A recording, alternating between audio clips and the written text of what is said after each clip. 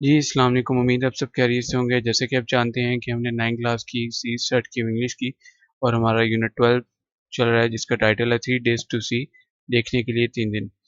अ, ये मिस हैं miss Helen Keller, ठीक है? 19 मंथ्स की उम्र में जो है ना ये एक बीमारी की वजह से इन्होंने क्या कहते हैं ये अपनी बहनाई भी खो चुकी थी और समाज से भी महरूम हो गई, ठीक है? तो मतलब ना इनको दिखाई देता था, ना इनको सुनाई देता था।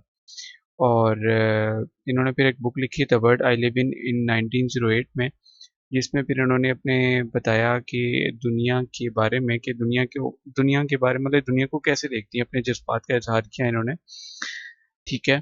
और जज़्बात को कारीन के सामने रखा इन्होंने दुनिया के बारे में कि ये दुनिया को मतलब क्या फ़ील करती हैं, ठीक है? और हमारा पैराग्राफ नंबर 7 है, लेकिन मैं आपको बता दूँ कि हमने टाइम स्टैम्प सेट कर दिए हैं वीडियो के डिस्क्रिप्शन में, कमेंट सेक्शन में, वीडियो के बॉटम में भी शो हो रहे होंगे, आप एक क्लिक करके वहाँ जा सकते हैं। अच्छा, अब ऐसा है कि हमने क्वेश्चन भी इसके साथ कवर कर लिया ये और लेकिन आप जानते हैं कि जब तक हम मीनिंग्स नहीं करेंगे, हम ट्रांसलेशन नहीं कर सकते। तो स्टार्ट कर लेते हैं। ये वर्ड्स दिए हुए हैं, इन वर्ड्स के अंग्रेज़ी में मुतादिफ़ अल्फ़ाज़ दिए हुए हैं, इन वर्ड्स के उर्दू में मतलब दिए हुए हैं, ठीक है?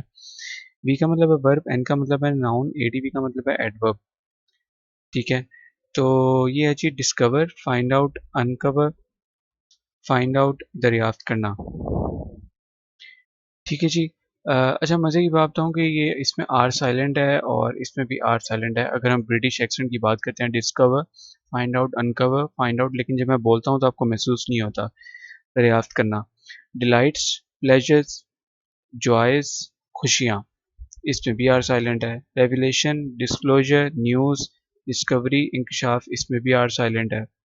परफेक्टली, कंप्लीटली, फ्लॉलेसली मुकम्मल तौर पर, according, in accordance with, in compliance with, as stated by, as per के मुताबिक, terms, conditions, particulars, clauses, points, शराइत, क्लोजेस, ठीक है इसे पढ़ना आपने, ठीक है जी।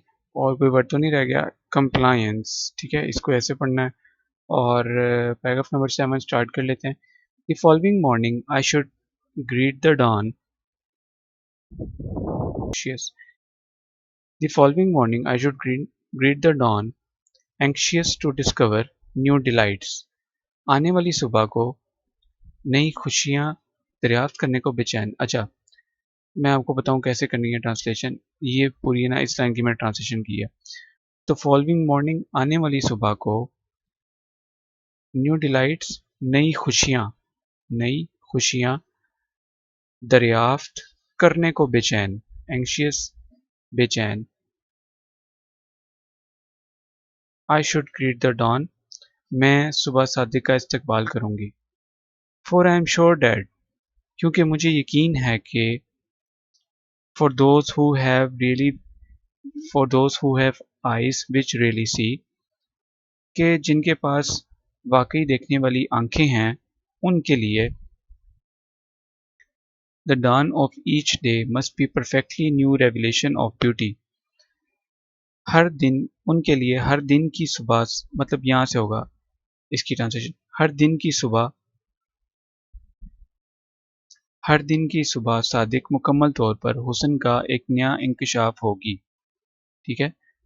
ईच डे हर दिन की सुबह सादिक, डॉन होता है सुबह सादिक, हर दिन की सुबह सादिक मुकम्मल तौर पर हुस्न का हुस्न का नया इंकशाफ होगी, न्यू रेवलेशन नया इंकशाफ होगी।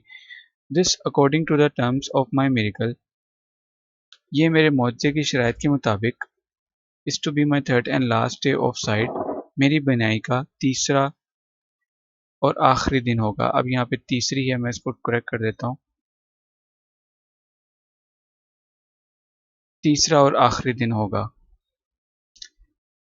What does the revelation of beauty mean to her, मुसन्फ़ा के मुताबिक हुस्न का इंकशाफ क्या मायने रखता है। अच्छा, अब यहाँ पे मुसन्फ़ा मतलब अब मैं वैसे आपको बता रहा हूँ, अब टू हर यहाँ पे लिखा हुआ है।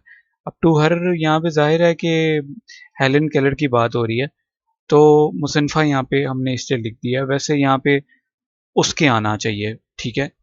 उसके नज़दीक हुस्न का इंकशाफ क्या मायने रखता है। तो या चले मैं इसको ऐसे ठीक करता हूँ, 1 मिनट। चलें जी, ठीक है, मैंने इस तरह ब्रैकेट में इसको कर दिया, अब सही है। उसके नज़दीक हुस्न का इंकशाफ क्या मायने रखता है? उसका यानी मुसन्निफ़ा की बात हो रही है। Revelation of beauty means to have a glimpse of beauty. हुस्न के इंकशाफ से मुराद हुस्न का नज़ारा करना है। ग्लिम्प्स ऑफ ब्यूटी नज़ारा, हुस्न का नज़ारा, ग्लिम्प्स मतलब नज़ारा। Which is 1 minute. अच्छा जी, which is apparent for a person, जो एक ऐसे शख्स के लिए ज़ाहिर होता है, who has sight as well as insight, जो बिनाई के साथ-साथ बसीरत भी रखता हो या रखता है, ठीक है? एज़ वेल एज़ का मतलब होता है कि साथ-साथ, इसके साथ-साथ मतलब, ठीक है? इसलिए ये मीनिंग आया, ठीक है? अच्छा, अपैरेंट का मतलब है ज़ाहिर, ठीक है? अच्छा जी, ये हमारा क्वेश्चन भी कवर हो गया, ठीक है? अब अ,